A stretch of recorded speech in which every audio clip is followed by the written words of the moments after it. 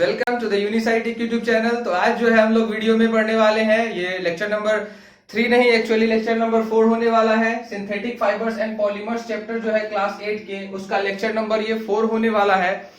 और पिछले जो प्रीवियस वीडियो लेक्चर से पिछले 3, उसमें हमने फाइबर्स के इंट्रोडक्शन के बारे में पढ़ा था, पॉलीमर्स, मोनोमर्स, पॉलीमराइजेशन प्रोसेस के बारे में पढ़ा था। तीसरा नंबर जो लेक्चर था उसमें हमने पढ़ा था पॉलीमराइजेशन के टाइप्स के बारे में, on the basis of molecules which gets participated in the polymerization process. तो उसमें था होमोपॉलीमराइजेशन के बारे में हम लोगों ने जिक्र किया था, और होमोपॉलीमर्स होते क्या है उसके बारे में जिक्र किए थे। बहुत अच्छे अच्छे एग्जांपल्स किए थे और पूरा एक्सप्लोर करके रख दिया था। उसमें किसी सन्नी कुमार, आपको एक प्रॉब्लम था कि सर ये पॉलीमराइजेशन प्रोसेस में कार्बन कार्बन के बीच में जो डबल बॉन्ड होते हैं वो ब्रेक क्यों हो जाते हैं। चलो इसका जवाब जानते हैं, ठीक है। ध्यान से सुनना, अगर एक माला जब तुम बनाते हो बड़े से धागे में, और उस माले में जितने भी फूल डालते हो, अगर सारे के सारे फूल पूरे माले के धागे को पैक कर दिया जाए तो उसको मोड़कर बांध पाओगे? नहीं बांध पाओगे, पॉलीमर का फॉर्मेशन नहीं बन पाएगा, ठीक है। अब ध्यान से सुनना एक और बात, इसको एक और एग्जांपल से समझ सकते हैं। कार्बन जो होता है उसकी वैलेंसी होती है 4, यानी कि कार्बन जो है वो ज्यादा से ज्यादा 4 बॉन्ड बना सकता है। तो चलो उसको पहले हम लोग समझ लेते हैं कि डबल बॉन्ड ब्रेक क्यों होता है, ठीक है। तो जैसे हमने मोनोमर लिया था पिछले वीडियो में पॉलीथीन बनाने के लिए, इथीन। अब इसमें जरा देखो इसके स्ट्रक्चर को, C डबल बॉन्ड C, यानी कि कार्बन कार्बन के बीच में डबल बॉन्ड था, और यहाँ पे हाइड्रोजन जो था इस कार्बन पे 2 था, और इस पर भी कितने थे? 2 थे। यहाँ पे देखो कि कार्बन की जो वैलेंसी है 4 होनी चाहिए थी, और 4 है कि नहीं है? 1 2 3 4। इस कार्बन का देख लो, 1 2 3 4। तो कार्बन की वैलेंसी मैक्सिमम 4 होती है, और यहाँ मैक्सिमम वो पूरा कर चुका है। तो फिर आगे यूनिट्स को जुड़ने के लिए, आगे जो पॉलीमराइजेशन जब होगा तो यूनिट्स जुड़ेंगे ना दोनों साइड से। जुड़ने के लिए इसके पास तो एक भी हाथ खाली नहीं है, वो सारे हाथ तो बंध चुके हैं, है ना। तो खाली करने के लिए क्या करना होगा? इस बॉन्ड को तोड़ना पड़ेगा। जैसे ये बॉन्ड ब्रेक होगा, बस अब क्या हो जाएगा, देखो कितनी वैलेंसी हो गई कार्बन की। इस कार्बन की 1 2 3, इस कार्बन की 1 2 3, है ना। अब हुआ क्रिएट एक प्रॉब्लम, एक वैलेंसी कम हो गया। इसी वैलेंसी को पूरा करने के लिए इधर से भी और इधर से भी मॉलिक्यूल्स क्या होते हैं? रिपीट करते हैं अपने आप को। तो देखो अब 4 हुआ कि नहीं? 1 2 3 4। इसका देखो 1 2 3 4, अब हुआ कि नहीं? तो पॉलीमराइजेशन प्रोसेस में डबल बॉन्ड ही क्यों ब्रेक होता है? आंसर मिल गया होगा मेरे ख्याल से। चलो तो आज हम लोग बात करते हैं पॉलीमराइजेशन प्रोसेस के सेकेंड नंबर टाइप के बारे में, होमोपॉलीमराइजेशन क्या होता है। आपने अगर नहीं देखा है वो वीडियो तो 3rd नंबर जो है लेक्चर जाकर देख लो, लिंक आपके कार्ड सेक्शन में दिए हुए हैं और डिस्क्रिप्शन बॉक्स में भी मैंने डाल दिए, साथ में आपको पीडीएफ नोट्स भी मिल जाएंगे लिंक में, ठीक है ना।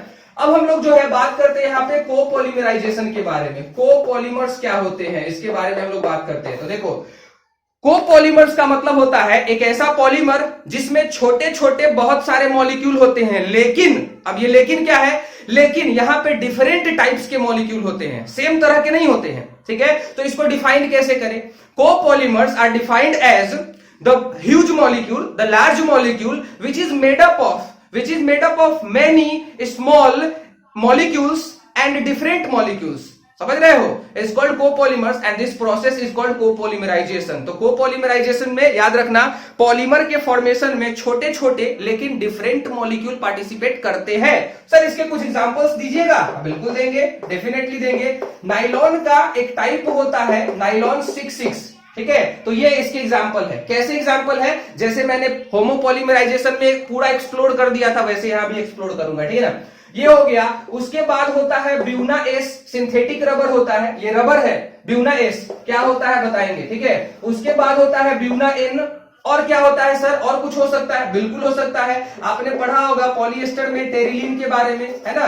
टेरिलीन क्या होता है? कोई बात नहीं है। टेरिलीन जो होता है वो कैसे बनता है इसके बारे में भी बताएंगे, एक्सेट्रा, ठीक है ना। और भी होते हैं, ये काफी फेमस है, तो इसके बारे में मैं पूरी तरह से डिटेल में बताऊंगा, ठीक है। अब एक एक करके हम लोग डिस्कस करेंगे हर एक चीज के बारे में, ठीक है। इसके मोनोमर्स क्या होते हैं सर, और क्या क्या चीज हो सकता है इसके बारे में हम बात करेंगे, ठीक है।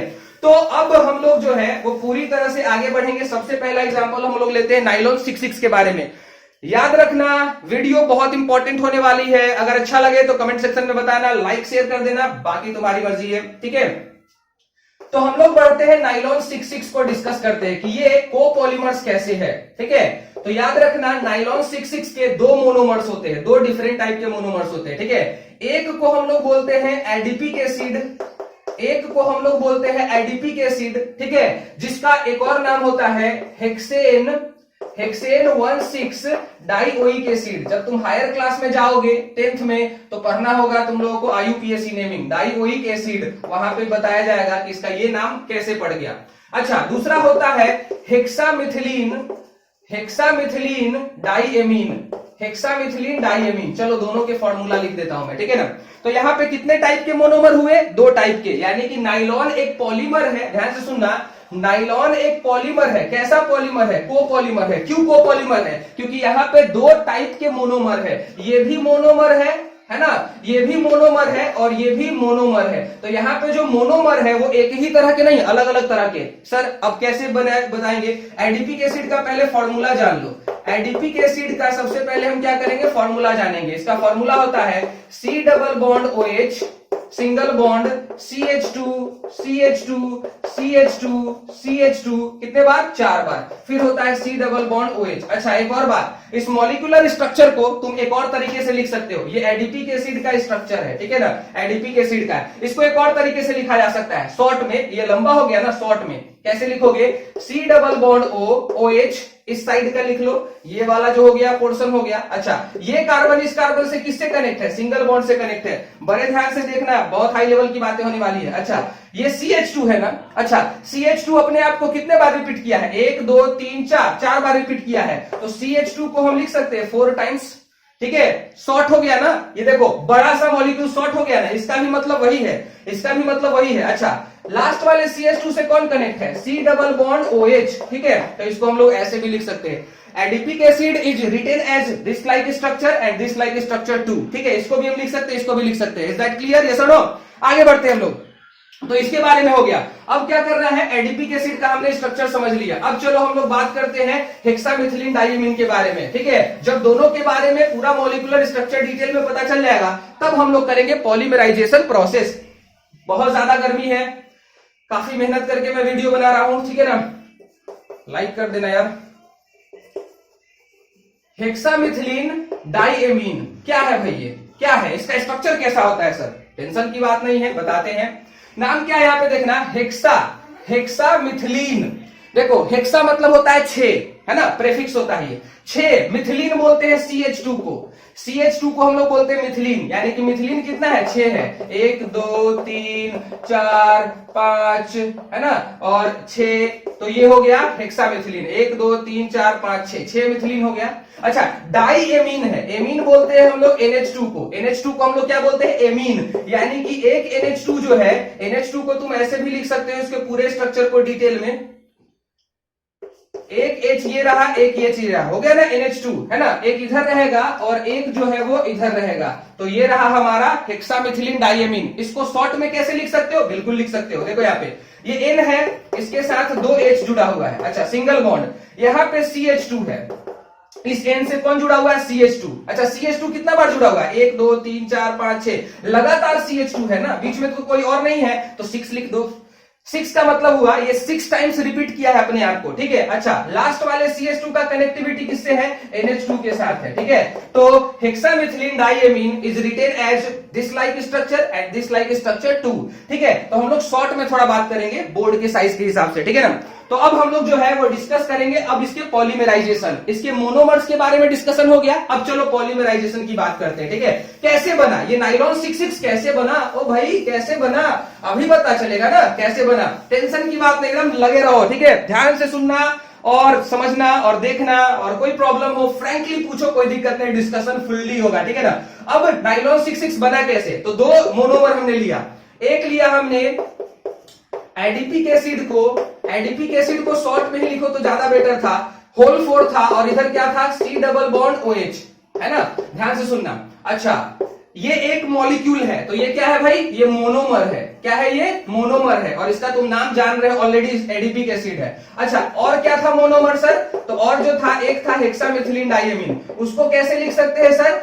ऐसे लिख सकते हैं सर, ठीक है। ये हो गया, चलो यहां तक कोई दिक्कत है? इस प्रोसेस को हम लोग बोलेंगे पॉलीमराइजेशन। यहाँ जो पॉलीमर बनेगा उसका स्ट्रक्चर रहेगा। तो ये एक मोनोमर है और ये एक मोनोमर है, यहाँ पे 2 डिफरेंट टाइप के मोनोमर है। चलो आगे बढ़ते हैं। मोनोमर है। अब मोनोमर जब पॉलीमराइज करता है तो दोनों के बीच में बॉन्ड बनता है ना, कैसे बॉन्ड बनेगा यहाँ पे वो भी पता चलेगा। ध्यान से सुनना, कार्बोक्सिलिक एसिड का OH निकलता है और इधर से H निकलता है। अच्छा, पॉलीमराइजेशन में कितना मॉलिक्यूल पार्ट लेगा? N molecule. ध्यान से सुनना, इसका एमीन का H निकलेगा और कार्बोक्सिलिक एसिड का OH निकलेगा। ध्यान से सुनना, तो एक मॉलिक्यूल ये और एक मॉलिक्यूल ये जब पार्टिसिपेट किया, ध्यान से सुनना, तो क्या निकलेगा? H और OH मिलकर के कितना वाटर निकलेगा? एक मॉलिक्यूल। तो अगर N मॉलिक्यूल इसका और N मॉलिक्यूल इसका निकलेगा तो क्या बनेगा बताओ भाई? N मॉलिक्यूल ऑफ वाटर निकलेगा। निकल रहा है इसीलिए H2O लिखोगे, और माइनस का मतलब होता है कोई चीज निकल रहा है रिएक्शन के बाद। और अगर प्लस लिखा हो, जैसे इसके और इसके बीच में क्या है? प्लस लिखा है, मतलब ये जुड़ रहा है। और अगर तीर पे माइनस का सिंबल रहे तो मतलब निकल रहा है। और ये कौन सा प्रोसेस कहलाएगा? ऑफ कोर्स पॉलीमराइजेशन कहलाएगा। कौन सा पॉलीमराइजेशन? कोपॉलीमराइजेशन। चलो आगे बढ़ते हैं। एक और बात, कार्बोक्सिलिक एसिड का दो फंक्शनल ग्रुप इधर है, तो इधर से भी OH निकलेगा। इसका OH जो है, इधर का OH उसके H की तरफ से जो है वो मिलकर के फिर वाटर निकल जाएगा। तो वो अपना उधर पॉलीमराइजेशन में पार्टिसिपेट करेगा, ये अपना पॉलीमराइजेशन में पार्टिसिपेट करेगा, ये दोनों आपस में पॉलीमराइजेशन करेगा। समझ पा रहे हो? पॉलीमराइजेशन का मतलब क्या होता है? एकदम लगातार लगे रहो। ठीक है, चलो आगे बढ़ते हैं हम लोग कैसे कैसे बनाएंगे। यहाँ पे क्या बना? यहाँ पे ध्यान से देखना कि क्या बना। C डबल बॉन्ड, ये वाला जो C डबल बॉन्ड है वो, ये वाला तो किसी और के साथ जुड़ा हुआ रहेगा, तो यहाँ पे सिंगल बॉन्ड दे दो बड़ा सा, ठीक है, और ऐसा दे दो ताकि ये अरेंज होते रहेगा। अच्छा, इसके साथ कौन जुड़ा हुआ है? CH2 जुड़ा हुआ है। कितने टाइम्स? 4 टाइम्स यहाँ पे जुड़ा हुआ है। फिर क्या है भाई? C double bond O। क्या है? C डबल बॉन्ड O है ये वाला। अच्छा, इसके साथ जो OH था वो तो निकल गया, H भी निकल गया। अब कौन जुड़ेगा? इस C के साथ इसका N जुड़ेगा। ठीक है, तो N जुड़ गया, इसके साथ H जुड़ा हुआ है। तो समझना, यहाँ पे बहुत बड़ा ज्ञान छुपा हुआ है। ठीक है, आगे बढ़ते हैं। इस N वाले के साथ कौन जुड़ा हुआ है? CH2। कितने टाइम्स जुड़ा हुआ है? 6 टाइम्स जुड़ा हुआ है। ठीक है, इस पे तो कोई फर्क नहीं आया है। उसके बाद फिर कौन है? NH, और फिर यही मॉलिक्यूल कितने टाइम्स तक रिपीट करेगा? N टाइम्स तक रिपीट करेगा। Is that clear? बोलो यस और नो। आ रही बातें समझ में? तो ये चीजें हमने समझा। अच्छा, ये जो बॉन्ड बना CONH के बीच का बॉन्ड, ध्यान से सुनना, CONH का बीच का जो बॉन्ड है, इस बॉन्ड को हम लोग बोलते हैं अमाइड। क्या बोलते हैं? अमाइड। ठीक है, तो एक मॉलिक्यूल में ये और ये जब एक एक मॉलिक्यूल पार्टिसिपेट करता है तो एक अमाइड बनता, लेकिन जब ये पॉलीमराइज किया है तो क्या बनेगा? पॉलीअमाइड। क्या बनेगा? पॉलीअमाइड बनेगा। अगर क्वेश्चन ऐसा पूछा जाए, नाइलॉन से रिलेटेड ऐसा क्वेश्चन पूछा जाता है कि वह कौन सा सिंथेटिक फाइबर है, ठीक है, जिसमें पॉलीअमाइड बॉन्ड रहता है। ध्यान से सुनना क्वेश्चन को, वह कौन सा, which of the following synthetic fibre has polyamide bond? क्या होगा भाई? नाइलॉन होगा। नाइलॉन में टिक करना, रेयॉन में टिक मत करना, पॉलिएस्टर में टिक मत करना। ठीक है, समझ पा रहे हो? सिर्फ इसी में टिक करना। अमाइड बॉन्ड का है तो ये रहा तुम्हारे पास, तो ये क्या हो गया? नाइलॉन 66। कैसे? क्यों नाइलॉन 66 नाम पड़ा? ध्यान से सुनना, क्योंकि ये नाइलॉन का टाइप है और 66 इसलिए नाम पड़ा क्योंकि जिस मॉलिक्यूल से इस मोनोमर में कितने कार्बन थे? 6। देख लो, 1 और 4, 1 और 4, 5 और 1, 6 थे। और इस मोनोमर में भी कितने थे? 6, और 1 से मल्टीप्लाई करो 6, यानी कि 6 कार्बन थे। ये जिस 2 मोनोमर से बना हुआ है उन दोनों में क्या थे? 6 कार्बन थे। That's why it is called nylon 66। Is that clear? Yes और नो? अगर कोई डाउट होगा तो बता देना, मेरे ख्याल से सब कुछ समझ में आ रहा होगा। ठीक है ना? तो ये नाइलॉन 66 का ओवरऑल स्ट्रक्चर है, नोट्स में आपको मिल जाएंगे। आगे बढ़ते हैं। अगला कोपॉलीमर्स कौन था? नाइलॉन 66 तो हो गया सर डिस्कशन। अब मजा आएगा। ठीक है ना? अब क्या क्या है, तो अभी और भी कुछ चीजें हैं बाकी जो हम लोग डिस्कस करेंगे। नाइलॉन 66 के बाद किसके बारे में बात करना था हम लोगों को? ब्यूना एस के बारे में। ठीक है, वीडियो लंबा होगा आई नो, बट चलो देखना है, देखना नहीं देखना कोई बात नहीं है। ब्यूना एस की बात करते हैं। सर इसके मोनोमर्स के बारे में बताइए। ये तो है हमारा पॉलीमर, ये तो है हमारा पॉलीमर। कैसा पॉलीमर है? कोपॉलीमर है। तो इसके मोनोमर के नाम बताइए सर, है ना? ये कोपॉलीमर है, इसका मतलब इसमें डिफरेंट मोनोमर होंगे। क्या क्या होगा? तो इसमें जो रहता है, एक होता है ब्यूटा 1,3 डाइइन, ये कंपाउंड होता है। ठीक है ना? और एक जो मोनोमर होता है वो होता है स्टाइरीन। पिछले लेक्चर में ऑलरेडी मैंने स्टाइरीन के बारे में बताया था। पिछले लेक्चर में स्टाइरीन के बारे में मैंने बताया था। यहाँ पे हमको ये बताना है। चलो अब जो है ब्यूटाडाइन का स्ट्रक्चर और स्टाइरीन का पॉलीमराइजेशन ही कर देते हैं। ठीक है, तो ब्यूटाडाइन को कैसे लिख सकते हैं हम लोग? ब्यूटा मतलब 4 कार्बन होता है, C double bond CH, single bond CH, double bond CH2। ध्यान से सुनना, ये हो गया हमारा ब्यूटा 1,3 डाइइन। इन मतलब होता है डबल बॉन्ड और उसके पोजीशन को बता रहा है। 1 नंबर कार्बन पे एक डबल बॉन्ड है और एक 3 नंबर कार्बन पे है, तो ब्यूटाडाइन हो गया। प्लस ये एक मॉलिक्यूल है, यानी कि ये क्या है, मोनोमर है, ठीक है। अच्छा, इसमें और कौन पार्टिसिपेट किया है, स्टाइरीन। स्टाइरीन का स्ट्रक्चर ऑलरेडी मैंने बताया था, बेंजीन रिंग में, ध्यान से सुनना, ये हो गया बेंजीन रिंग, और इसमें जब तुम CH double bond CH2 add कर देते हो तो ये बेंजीन नहीं रह जाता है, ये बन जाता है स्टाइरीन। तो एक मॉलिक्यूल हमारा स्टाइरीन का है, एक मॉलिक्यूल ये है। पॉलीमराइजेशन प्रोसेस में n मॉलिक्यूल्स की जरूरत होती है। इस प्रोसेस को हम लोग क्या बोलते हैं, जानते ही होंगे, पॉलीमराइजेशन प्रोसेस बोलते हैं, है ना। जो भी है, आगे बढ़ते हैं। बनेगा कैसे, याद करो, पॉलीमराइजेशन प्रोसेस में क्या होता है, डबल बॉन्ड ब्रेक होता है। जिस कार्बन कार्बन के बीच में डबल बॉन्ड होता है वो ब्रेक डाउन हो जाता है, ठीक है। तो यहाँ पे क्या होगा, मेरा ध्यान से सुनना, ये बॉन्ड जो है इधर आके खिसक जाएगा। स्ट्रक्चर बहुत इंपॉर्टेंट है।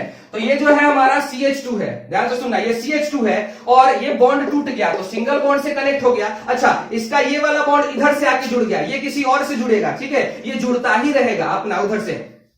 अब आगे बढ़ते हैं, ये हो गया, ये बॉन्ड इधर आएगा, ध्यान से सुनना, इसका डबल बॉन्ड, तो इस कार्बन और इस कार्बन के बीच में पहले क्या था, सिंगल बॉन्ड था, अब क्या हो जाएगा भाई, डबल बॉन्ड हो जाएगा, CH हो जाएगा, और इस CH2 और इस CH के बीच में जो डबल बॉन्ड था क्या हो गया, सिंगल बॉन्ड CH हो जाएगा, ध्यान से सुनना, CH2 हो जाएगा। अच्छा, अब इसके आगे थोड़ा सा और बढ़ते हैं, यहां पे CH2 और इस CH के बीच में क्या है, देखो डबल बॉन्ड है, तो ये क्या करेगा, ये वाला CH2 इसके साथ जो है बॉन्ड बनाने के चक्कर में रहेगा, तो यहां पे क्या होगा, CH2 ऐड हो जाएगा, किसका वाला, इसका वाला। अच्छा, ये डबल बॉन्ड, ये जो सिंगल बॉन्ड है वो तो यहां पे खर्च हो गया, यहां पे ध्यान से सुनना, यहां पे खर्च हो गया, तो इस CH2 से कौन कनेक्ट है, ये CH कनेक्ट है, ध्यान से सुनना। अच्छा, इस CH से जो कनेक्ट है ये बेंजीन रिंग, उसको क्या कर दोगे, ऊपर भेज दोगे, समझ पा रहे हो, ऊपर भेज दोगे, है ना, देख रहे हो। और यहां से यही चीज जो है वो कितने टाइम्स रिपीट होगा, n टाइम्स रिपीट होगा। So this is the structure of Buena S. मेरे ख्याल से समझ में आ रहा है। अगर कोई भी डाउट लगे बेफिक्र होकर के पूछना, हर एक सवाल के जवाब मिलेंगे,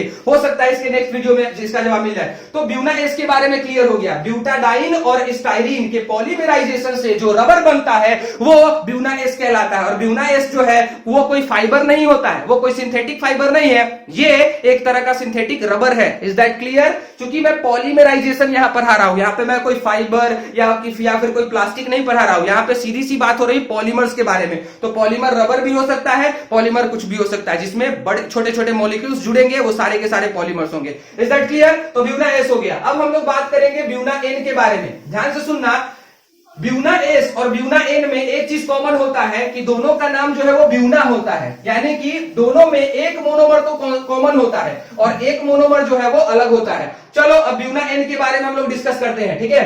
ब्यूना एन क्या है भाई मेरे, तो ब्यूना एन जो है वो, अब इसके मोनोमर्स के बारे में बात कर लेते हैं। ये क्या है, पॉलीमर। कैसा पॉलीमर है, होमोपॉलीमर या कोपॉलीमर? ऑफ कोर्स कोपॉलीमर है। तो कोपॉलीमर है तो इसमें दो डिफरेंट टाइप के मोनोमर होंगे। ब्यूना का मतलब वही होता है ब्यूटा 1,3 डाइईन, ठीक है, जो इससे पहले वाले में भी आया था, ब्यूना एस में भी आया था। अच्छा, उसमें ब्यूना एस का मतलब था स्टाइरीन, और यहाँ पे एन है, एन का मतलब होता है एक्रिलोनाइट्राइल, जिसके बारे में कल बताए थे, याद है एक्रिलोनाइट्राइल के बारे में? अबे एक्रिलिक के प्रिपरेशन में जो पिछले वाले लेक्चर थे उसको जाकर देख लो, एक्रिलोनाइट्राइल है, ठीक है, यानी कि दो मोनोमर्स के नाम पता चल गए। चलो पॉलीमराइजेशन करते कैसे बनता है। तो ब्यूटाडाइन का तो जानते हो तुम कैसे होता है, CH2 double bond CH single bond CH double bond CH2, है ना। तो ये हमारा हो गया ब्यूटा 1,3 डाइईन, ठीक है, तो ये हो गया ब्यूटाडाइन। अब क्या होगा, पॉलीमराइज करेगा, ये क्या है भाई, मोनोमर है ना, मोनोमर है। अब ये किसके साथ पॉलीमराइज करेगा, एक्रिलोनाइट्राइल के साथ, इसीलिए यहाँ पे नाम एन आया है, ठीक है। एक्रिलोनाइट्राइल कैसा होता है sir, CH2 double bond CH single bond CH, this molecule is called acrylonitrile. क्या बोलते हैं इसको, एक्रिलोनाइट्राइल बोलते हैं, ठीक है। Is that clear? अब एक्रिलोनाइट्राइल क्या है, यहाँ पे मोनोमर है, ऑफकोर्स छोटा सा मॉलिक्यूल है ना, मोनोमर है यहाँ पे, ठीक है, पॉलीमर नहीं है। अच्छा, पॉलीमराइजेशन प्रोसेस में कितने मॉलिक्यूल पार्टिसिपेट करेंगे, एन मॉलिक्यूल पार्टिसिपेट करेंगे। इस प्रोसेस को क्या बोलोगे तुम, पॉलीमराइजेशन बोलना। अब कैसे होगा, वही बात, जहां डबल बॉन्ड होता है वहीं से ब्रेक होता है। ज्ञान की मछली मैंने ऑलरेडी कल के लेक्चर में सिखा दिया था कि ज्ञान की मछली को पकड़ना कैसे, खाना सीख जाओगे ऑटोमेटिकली। चलो, तो ये बॉन्ड जो है इस साइड आएगा तो क्या हो जाएगा, CH2 सिंगल बॉन्ड, है ना, और ये जुड़ता रहेगा अपना। अच्छा, ये इन दोनों के बीच में जो डबल बॉन्ड था अब वो सिंगल बॉन्ड में कन्वर्ट हो गया। ये बॉन्ड फिर इधर आएगा तो C और C के बीच में क्या हो जाएगा, देखो जरा, डबल बॉन्ड का फॉर्मेशन हो जाएगा, है ना। अच्छा, यहां पे क्या हो जाएगा, सिंगल बॉन्ड का फॉर्मेशन हो जाएगा, ठीक है। अब ये वाला ध्यान से सुनना, बहुत इंपॉर्टेंट है, ये वाला बॉन्ड इधर उठकर आएगा, तो क्या होगा, इसके और इसके बीच में बॉन्ड का फॉर्मेशन होगा, तो CH2 के साथ कनेक्ट हो जाएगा। इस CH2 और इस CH के साथ क्या था, डबल बॉन्ड जो था वो सिंगल बॉन्ड में कन्वर्ट हो गया। अच्छा, ये CH अगर इधर रहेगा तब तो जुड़ेगा ही नहीं कोई मॉलिक्यूल, तो ये ऊपर रहेगा, ठीक है, या नीचे भी रह सकता है। किसी ने पूछा था कि सर इसको नीचे नहीं लिख सकते क्या, लिख सकते हो, साइड में मत लिखना, क्योंकि साइड में पॉलीमराइजेशन का जगह है, ठीक है। तो ये हो गया हमारा क्या, ब्यूना N हो गया, क्या हो गया, ब्यूना N। तो कोई पूछे ब्यूना N का मोनोमर का नाम बताओ, पसीने से हालत खराब है मेरा, तो कोई पूछेगा अगर ब्यूना N का नाम बताओ तो क्या बोलोगे, butadiene is the monomer of Buena N। क्या सिर्फ एक ही होता है, नहीं, दो होता है। एक होता है ब्यूटाडाइन जिसको हम लोग ब्यूटा 1,3 डाइन बोलते हैं, और एक होता है एक्रिलोनाइट्राइल। इन दोनों के आपस में पॉलीमराइजेशन से जो बनता है पॉलीमर, उसका नाम होता है ब्यूना N। और ये भी एक तरह का सिंथेटिक रबर का टाइप है, बट पॉलीमर है तो पॉलीमर है। अब हम लोग जो है नेक्स्ट और लास्ट की तरफ बढ़ेंगे, नाम है उसका टेरिलीन। टेरिलीन बड़े ध्यान से समझना, ये बड़े ध्यान से समझने की चीज है, हर चीज एक्सप्लोर होगा पूरे डिटेल में, याद रखना। ये है यूनिसाइटेक, ठीक है। आगे बढ़ते हैं, तो हम लोग बढ़ते हैं किसकी तरफ, टेरिलीन की तरफ। टेरिलीन क्या है भाई, टेरिलीन क्या है, terylene is also called Dacron. ध्यान से सुनना, टेरिलीन को हम लोग डेक्रोन भी बोलते हैं, और पॉलीएक्रिलोनाइट्राइल इज कॉल्ड ऑर्लोन, ठीक है। ऑर्लोन के बारे में हम लोगों ने पहले डिस्कस कर लिया था। टेरिलीन क्या है, टेरिलीन जो है वो कोपॉलीमर है। इसके मोनोमर्स के नाम बताइए सर, तो इसके मोनोमर के नाम जान लो, ग्लाइकॉल, एक्चुअली बोलो इसको इथिलीन ग्लाइकॉल, इथिलीन ग्लाइकॉल इसको बोलते हैं, ठीक है। एक मोनोमर जो है उसका नाम है इथिलीन ग्लाइकॉल, और दूसरा मोनोमर जो इसका होता है उसका नाम है टेरिथैलिक एसिड। ध्यान से सुनना, उसका नाम है टेरिथैलिक एसिड, टेरिथैलिक एसिड, यानी कि इसके दो डिफरेंट मोनोमर्स है, तो इसका मतलब ये भी कोपॉलीमर का ही टाइप है। कैसे, चलो पता करते हैं। इथिलीन ग्लाइकॉल का फॉर्मूला क्या होता है सर, वो बता दीजिए सर, ये बता दीजिए, ठीक है ना। CH2, इसको हम लोग बोलते हैं इथिलीन, दो यहाँ पे अल्कोहल है इसलिए इथिलीन ग्लाइकॉल।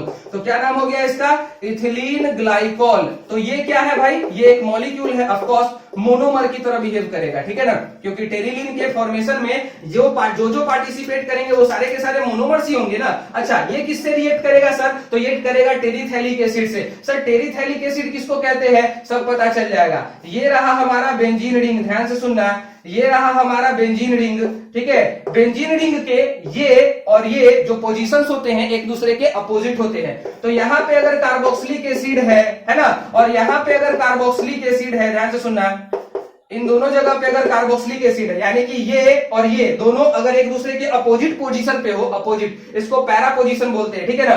तो याद रखना, इसको हम लोग बोलते हैं टेरिथैलिक एसिड। क्या बोलते हैं, टेरिथैलिक एसिड। तो टेरिथैलिक एसिड के बारे में समझ गए, ये हो गया और ये हो गया। इसके N मॉलिक्यूल ले लो और इसके N मॉलिक्यूल ले लो, इस प्रोसेस को क्या कहोगे, ऑफ कोर्स पॉलीमराइजेशन कहोगे। कह दिए, अब चलो बनता कैसे है ये बॉन्ड, ध्यान से सुनना।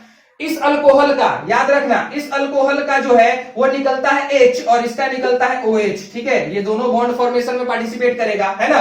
इसी टाइप का एक मॉलिक्यूल इधर से, इधर वाले से भी जुड़ेगा, इधर वाले से भी और इधर वाले से भी जुड़ेगा। तो इसका OH इधर से निकलेगा और इस वाले का जो है H जो है अपना उधर से निकल जाएगा, ठीक है। समझ पा रहे हो, तो कैसा बॉन्ड का फॉर्मेशन होगा, किस तरह से बनेगा, उसको समझो, ध्यान से समझना। पहले हम लोग क्या करते हैं, इस बेंजीन रिंग को, रूट वाला जो स्ट्रक्चर है उसी को बना लेते हैं। तो सबसे पहले हमने बेंजीन रिंग को बनाया, चलो भाई बन जा, चलो बेंजीन रिंग का फॉर्मेशन हो गया। अच्छा, इस बेंजीन रिंग से कौन जुड़ा हुआ था, C डबल बॉन्ड O जुड़ा हुआ था। अच्छा, इसका तो OH निकल गया, है ना। अच्छा, यहां से क्या निकलेगा, N मोल वाटर। याद करो नाइलॉन 6 में भी वाटर निकलता था, यहां भी वाटर निकल रहा है। तो ध्यान से सुनना, इस CO के साथ अब कौन जुड़ जाएगा, इसका वाला O। ध्यान से सुनना, इसका H निकल चुका है तो O तो बाकी है ना, इसका O। अच्छा, इसके O से कौन कनेक्ट है, CH2 कनेक्ट है। अच्छा, इसके CH2 से कौन कनेक्ट है सर, CH2 कनेक्ट है। अच्छा, इसके CH2 से कौन कनेक्ट है सर, O कनेक्ट है ना। और ये किससे कनेक्ट है, ये किसी और से कनेक्ट है। यहाँ पे जो बेंजीन रिंग है ये किसी और से कनेक्ट है, क्योंकि इसका H भी निकल जाएगा और यहाँ पे जुड़ जाएगा। अच्छा, अब इधर की बात कर लेते हैं। इधर क्या है भाई, C डबल बॉन्ड O है और ये इधर से OH निकला है और इसका H निकला है। तो फिर सेम मॉलिक्यूल ही रिपीट करेगा, कितने टाइम्स, N टाइम्स रिपीट करेगा। सो ध्यान से सुनना, हम लोग इसको टेरिलीन को जो पॉलीएस्टर क्यों बोलते हैं, टेरिलीन को पॉलीएस्टर क्यों बोलते हैं, ध्यान से सुनना। COOR, यहाँ पे देख लो, ये जो है R ग्रुप, अल्काइल ग्रुप कहलाता है। जब हम कहीं ऐसा लिखे हो तो इसको बोलते हैं कार्बोक्सिलिक एसिड ग्रुप, और जब कहीं ऐसा लिखा हो तो हम लोग बोलते हैं इसको एस्टर ग्रुप। तो यहाँ पे एस्टरिफिकेशन यानी कि एस्टर बॉन्ड का फॉर्मेशन हुआ है। चूंकि यहाँ पे पॉलीमोलिक्यूल यानी कि एक मॉलिक्यूल जो है वो तो पार्टिसिपेट नहीं किया है, तो इसीलिए यहाँ पे इसका नाम होता है पॉलीएस्टर। जैसे याद करो अमाइड में क्या था, CONH बॉन्ड अगर एक हो तो उसको बोलते हैं अमाइड, लेकिन पॉलीमर में अगर वही बॉन्ड हो तो उसको क्या बोलते हैं, पॉलीअमाइड, क्योंकि उसमें बहुत सारे अमाइड होंगे ना, एक तो अमाइड होंगे नहीं। उसी तरह से यहाँ पे भी एस्टर वाला बॉन्ड कितना है, N बॉन्ड है। एस्टर वाला बॉन्ड कितना है, N बॉन्ड है। ये जो बॉन्ड है ये एस्टर बॉन्ड कहलाता है, ठीक है, ये जो बॉन्ड है एस्टर बॉन्ड कहलाता है। तो कितने हैं, N मॉलिक्यूल है, सो दैट्स व्हाई यहाँ पे पॉलीएस्टर ये कहलाएगा। तो terylene belongs to polyester family. मेरे ख्याल से कोपॉलीमर और होमोपॉलीमर का जो है वो खेल खत्म हो चुका है। तो अगले वीडियो में जो है हम लोग कुछ एक्स्ट्राऑर्डिनरी बात करेंगे। तब तक के लिए स्टे सेफ, हैव फन, जय हिंद, वंदे मातरम।